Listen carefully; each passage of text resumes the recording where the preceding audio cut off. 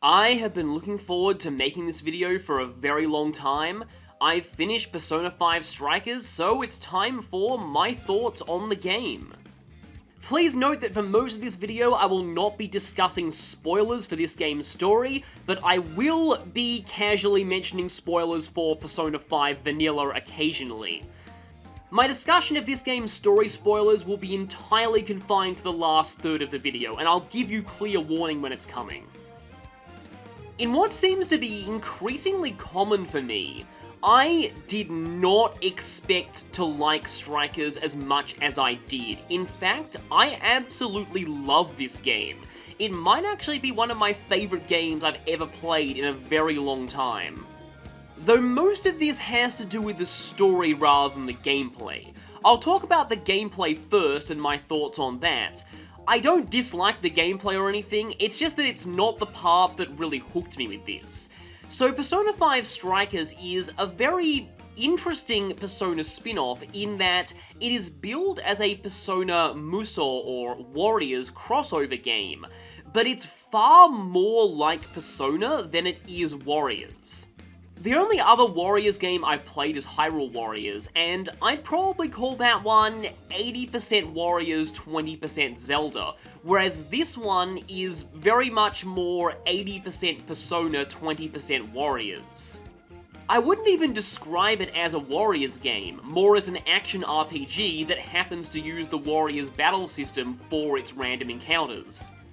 There's still a very heavy focus on story, you can walk around and explore towns and buy items, and there is still some social elements, though they're downplayed compared to the main Persona games.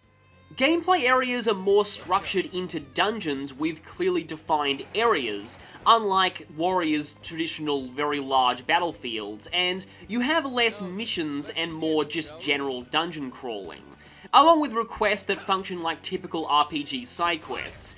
And there are also Persona fusion mechanics just like the main games, although they do work a little differently, and I'll cover that a bit later.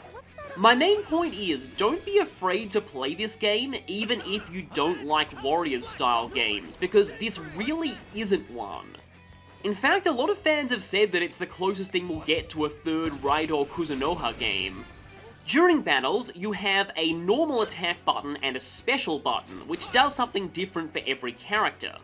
But if you string together normal attacks and then press the special button after usually 1, 2, 3, and then either 4 or 5 hits depending on the character, you'll execute a special attack unique to that particular combo.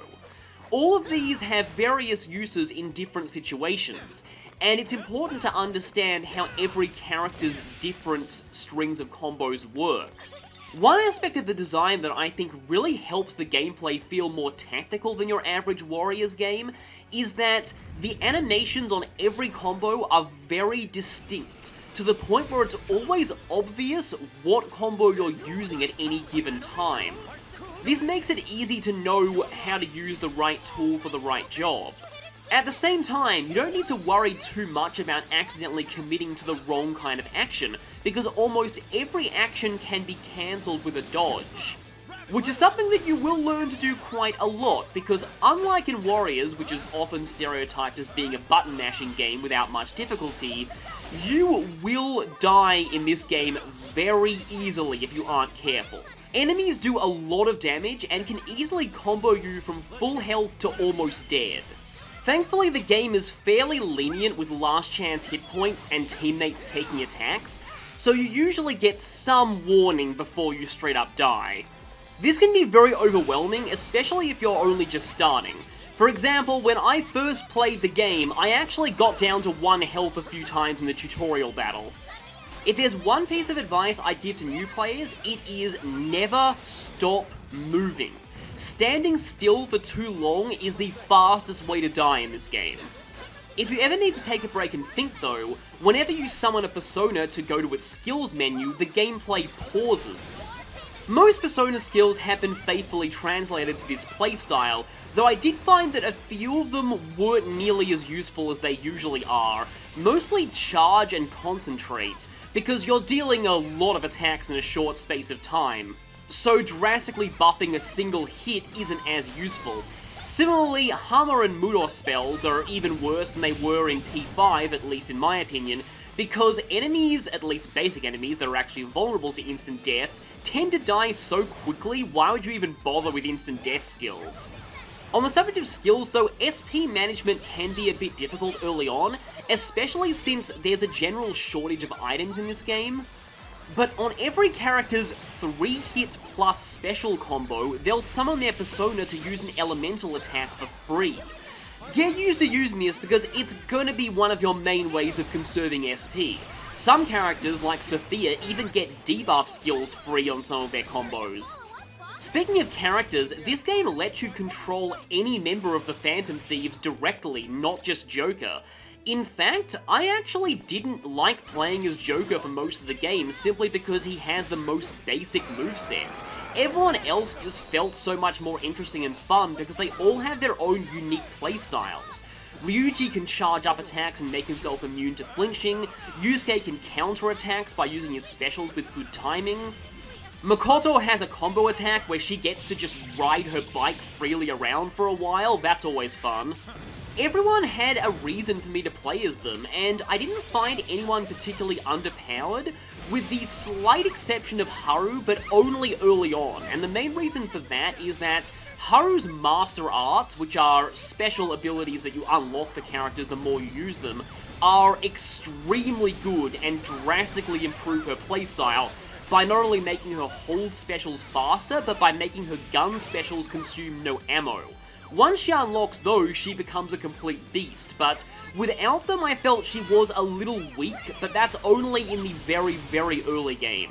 Another cool thing about this game's party system is that you have access to almost the entire party from pretty much the beginning of the game.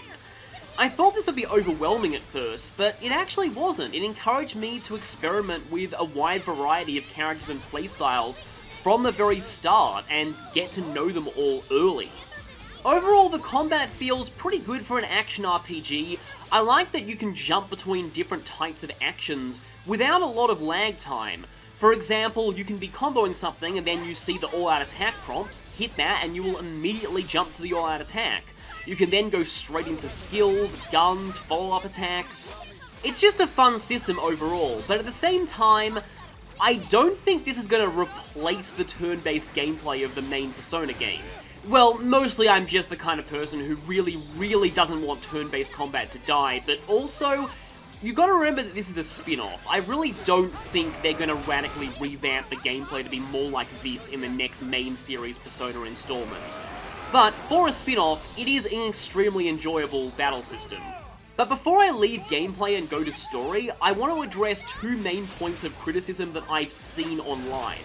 The first is that bosses are massive HP sponges and take way too long. For the earliest bosses, I definitely understand that, but I feel that this is very much typical Persona syndrome of the hardest part of the game being the first bosses. See Shadow Yukiko and Super Kamoshida Man. But admittedly, it is far more notable in Strikers, because, well, one, in an action game, boss fights taking longer is really noticeable, and I feel like long bosses tend to grate on you more in an action game than they do in a turn-based game. That's just me personally. But it's also because as you go through the game and unlock more bond abilities and get stronger skills on your personas, those are exactly the abilities that make boss fights a lot smoother and faster paced. The best example of this, I find, is the Avenger Bond skill. This makes it so that if you dodge an enemy's attack with good timing, you'll automatically counter with a Persona skill. And this gives a guaranteed one more if the Bond skill is leveled up enough. This ability in particular not only saves SP, but I find it is the best way to break the shield gauges on bosses later on, and many bosses have attacks that are slow or predictable enough that the Avenger skill is great for exploiting them. You don't unlock this skill until after beating the second Monarch. The other thing that makes the early bosses harder is the lack of reliable revive options. Revival items are very, very rare early in this game. And at this point, losing party members is a very, very big deal, especially since the party AI is often not the best in boss fights. It's decent for random enemies, but often bosses have highly telegraphed large area attacks that the AI allies are not good at dodging. So it can be common to look at the HUD and be like, wait, why are my allies all dead? And if you're down to only a single character, boss fights get very long and monotonous. Once Sophia and Morgana learn Recalm, things get a lot better, but they won't have that by the time of the first Monarch, usually, which is why this fight tends to be a major roadblock to a lot of early players. So I will just say, after you endure the first Monarch fight, boss fights do get much better, and thankfully the second Monarch is actually way easier than the first. The second aspect of the gameplay that I've often seen people have trouble with is the fusion system. It's not really any different to the main Persona games, it's just that some features are gone, or simplified to the point of essentially being gone. You still fuse two personas to get another one, and it's still based on the arcanas of the two that you're fusing, even though arcana means nothing for the rest of the game since there are no social links. And you fuse them via the search menu that's in Persona 4 Golden and Persona 5. The main difference is the search menu is the only way to fuse in this game. You cannot just pick two personas and fuse them manually. And manual fusion is something that I really miss for a few reasons. Often when I'm just going through dungeons, I pick up a lot of junk personas that I never intend to use via shuffle time, or in this case getting masks during battles.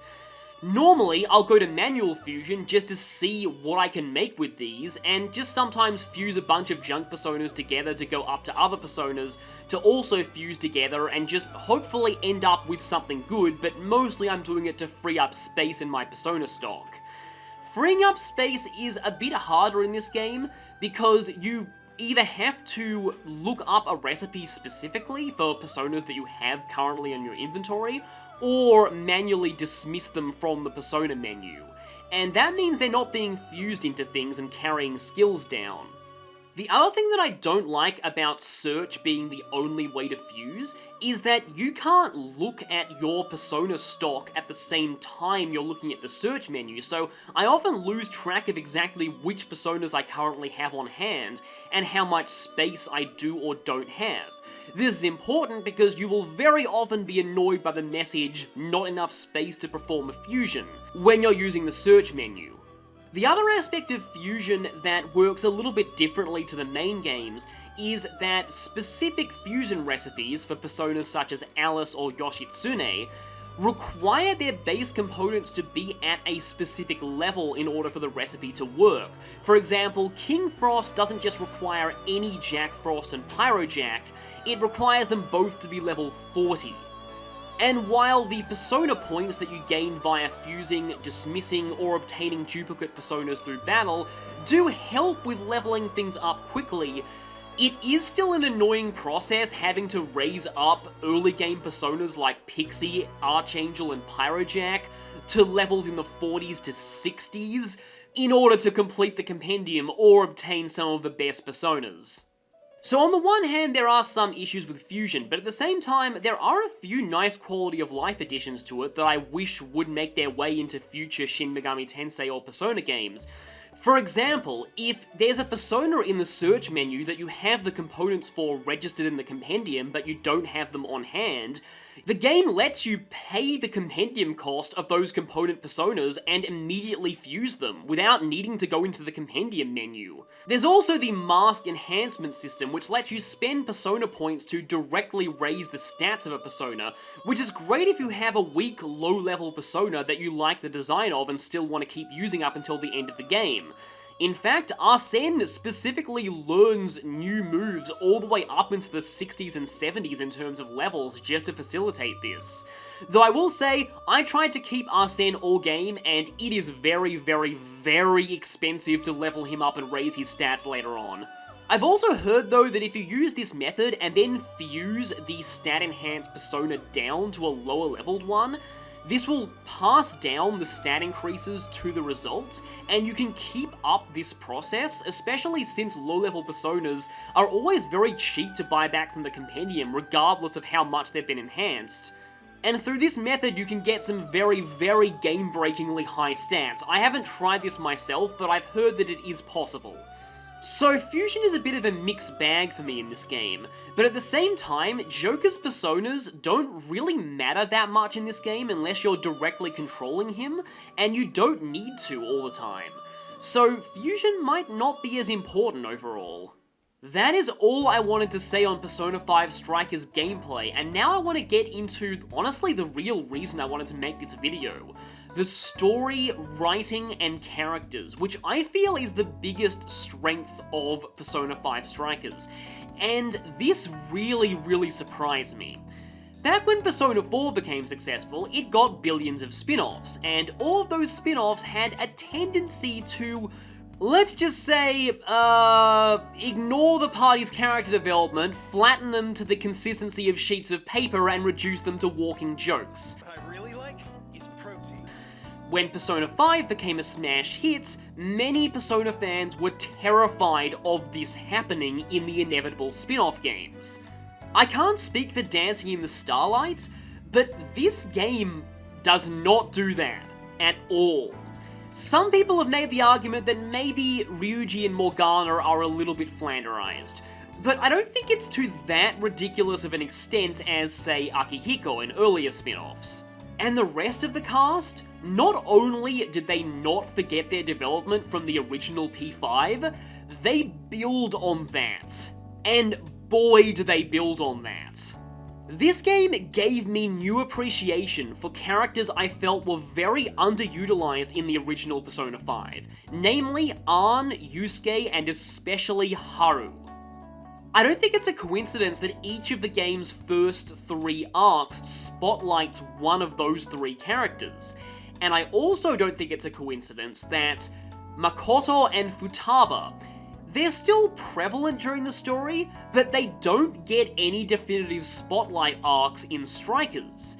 And even though I really like both characters, I'm okay with this, because they were the 2 members of the Phantom Thieves who got the most focus in the original Persona 5 by far. They don't need any more spotlights.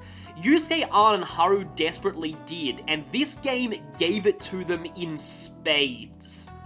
At the same time though, it actually makes me feel a little bit annoyed, because now every time I go back to vanilla Persona 5 and see these characters, especially Haru, I'm always going to have their Strikers treatment in my mind and just wishing that was how they were treated in the vanilla story.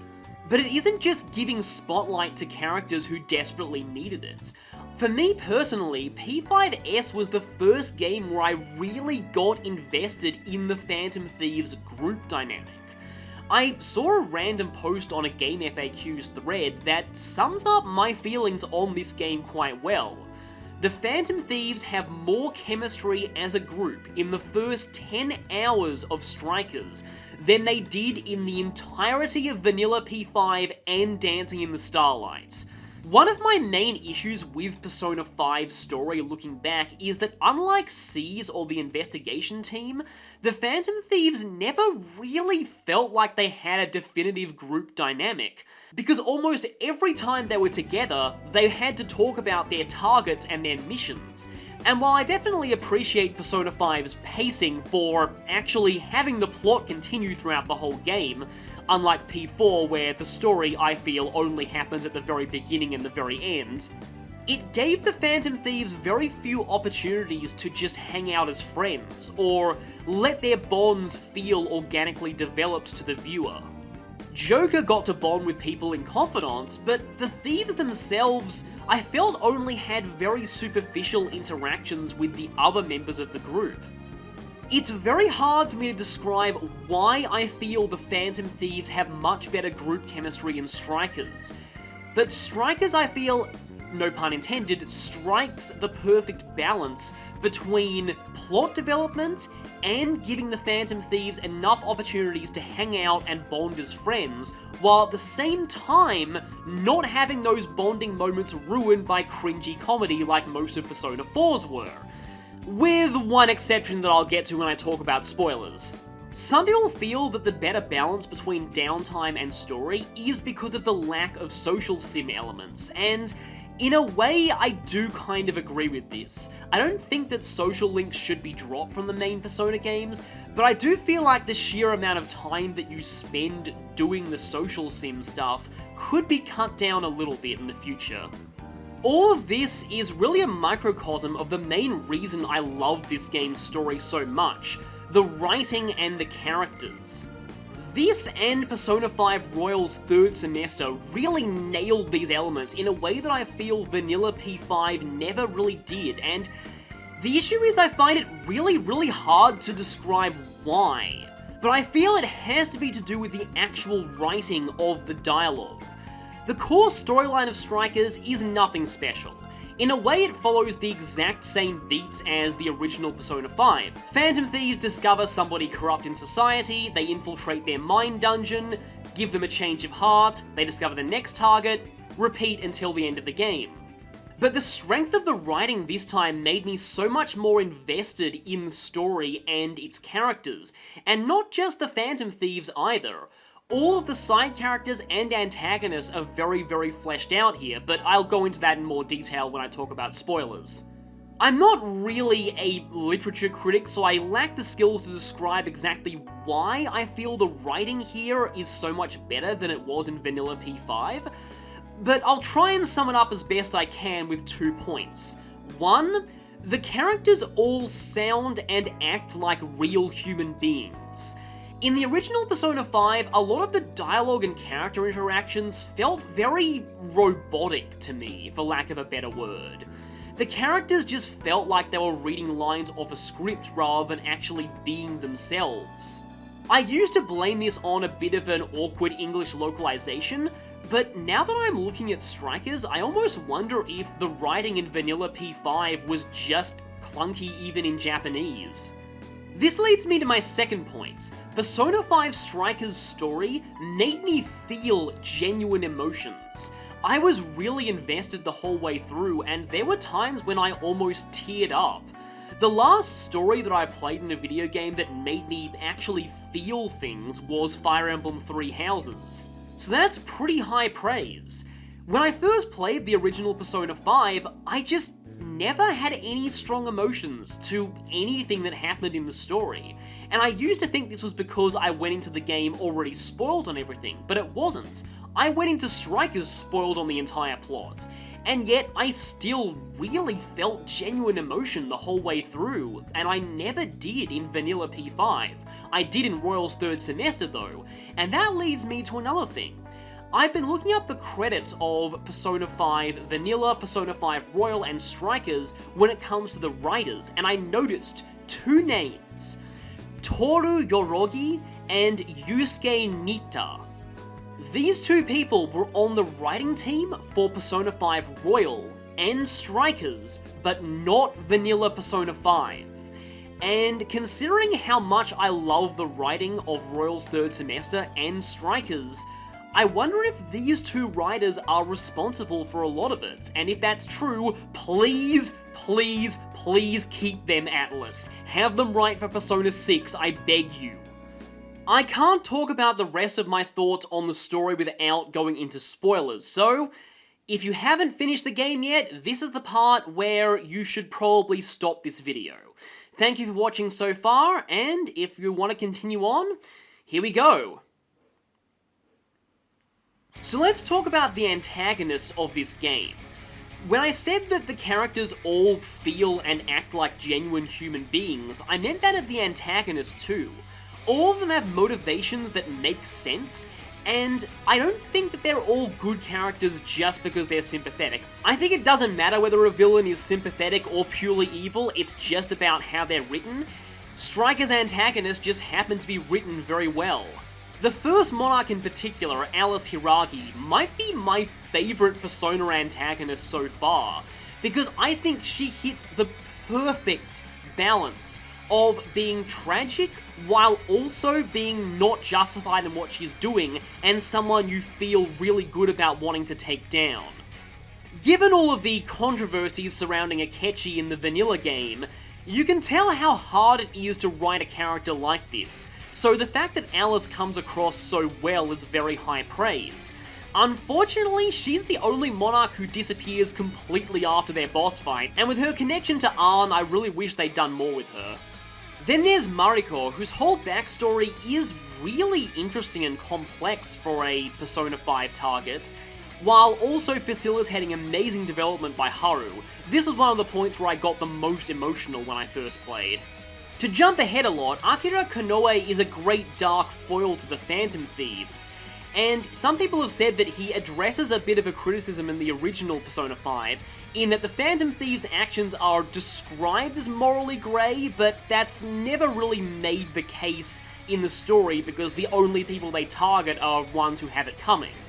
Akira Konoe is the kind of person the thieves could have become if they took their sense of justice too far.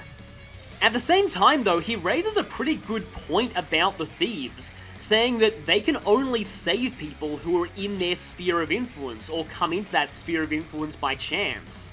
I mean, he is brainwashing people, so his methods are obviously wrong, but this is something the thieves should probably take to heart in the future. The Monarch of the 5th Jail is...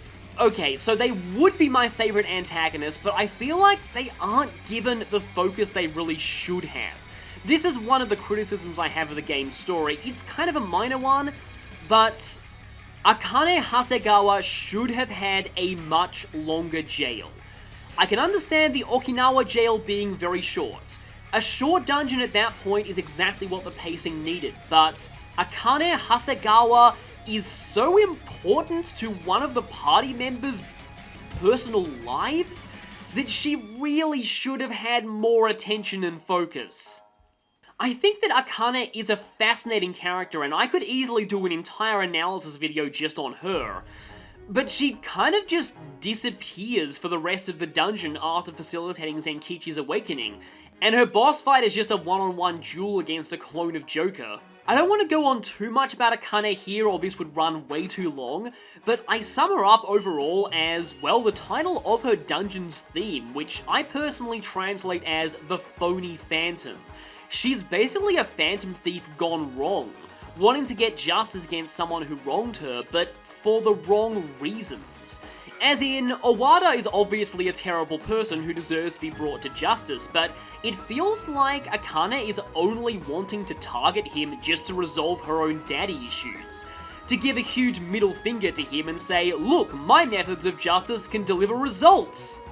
In a way, she's a dark foil to Nanako from Persona 4. Both of them are the daughters of police officers whose mothers were killed in a hit-and-run accident. But the huge difference is Nanako is like, what, maybe 7 or 8 or so? She's really young, and she's so innocent that she doesn't yet fully understand what happened or why her father has become so distant since the events. Akane, however, is like 14 or 15, I think.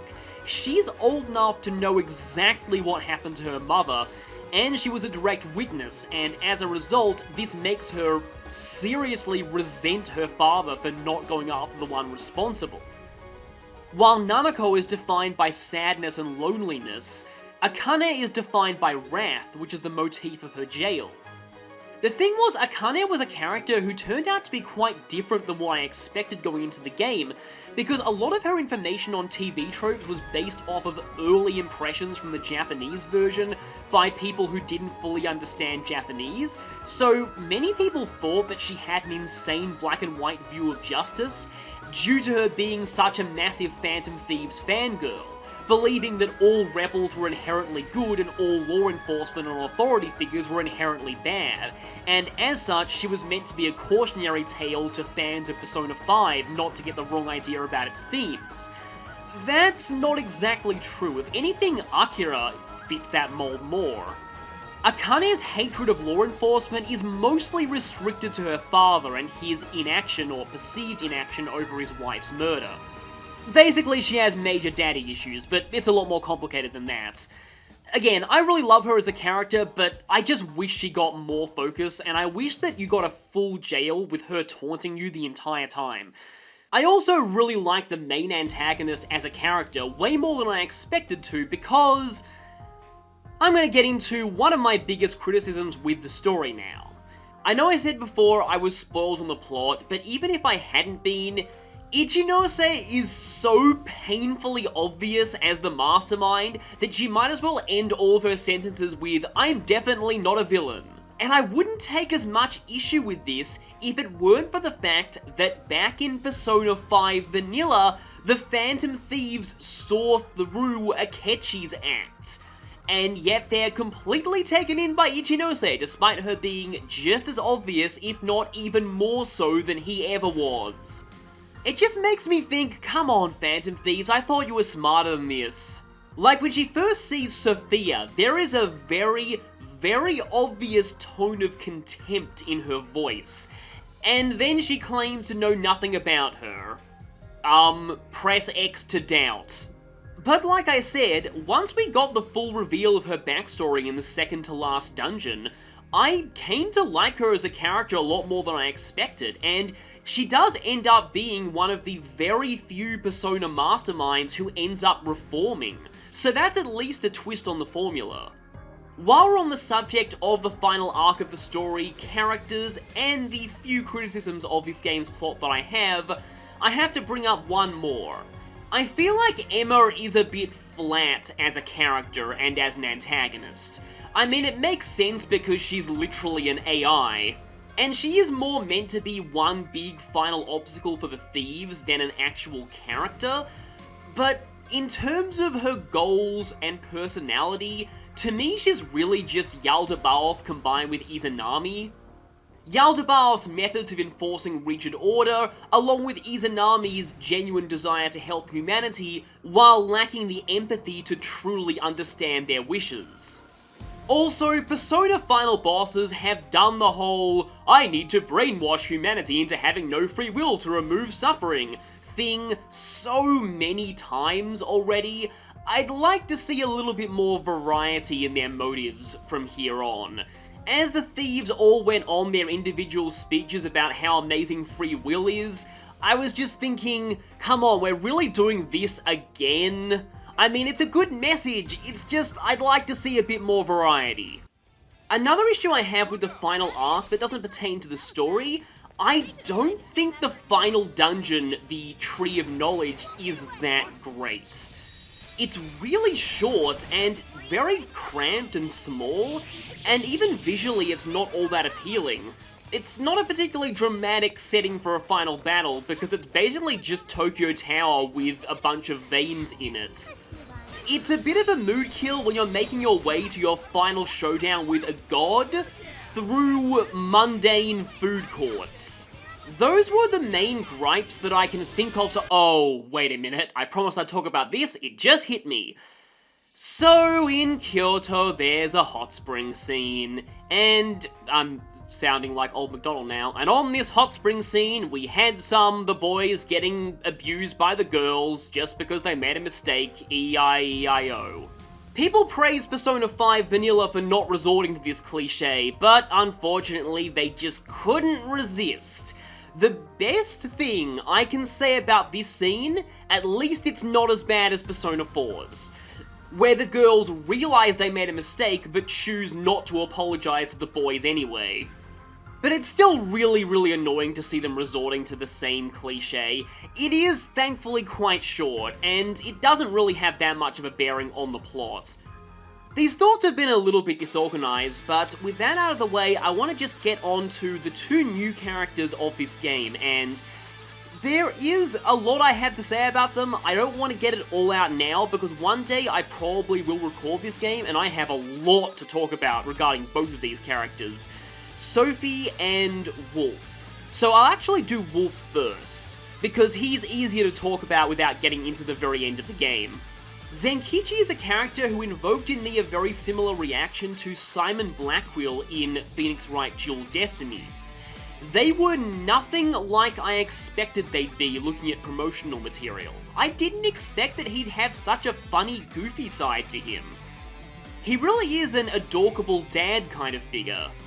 And he really shines in a lot of those scenes. Getting an adult's outside perspective on the Phantom Thieves really shows just how silly a lot of their teenage antics look. In fact, I like to say, only half-jokingly, that Zenkichi is the real protagonist of the story, and the Phantom Thieves are just the comic relief group of wacky teenagers he has to babysit.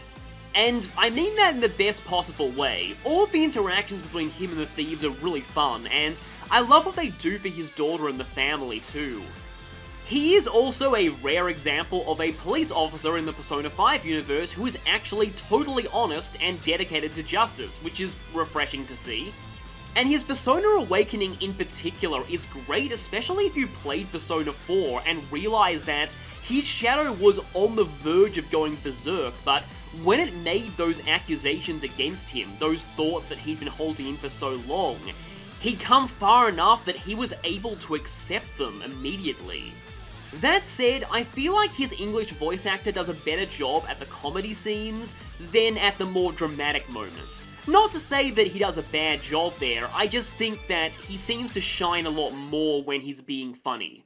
Now on to Sophia. Sophia is a very rare example of the kind of character that I can tell was designed as, look at me, I'm so adorable, that actually works on me. I genuinely think she's adorable.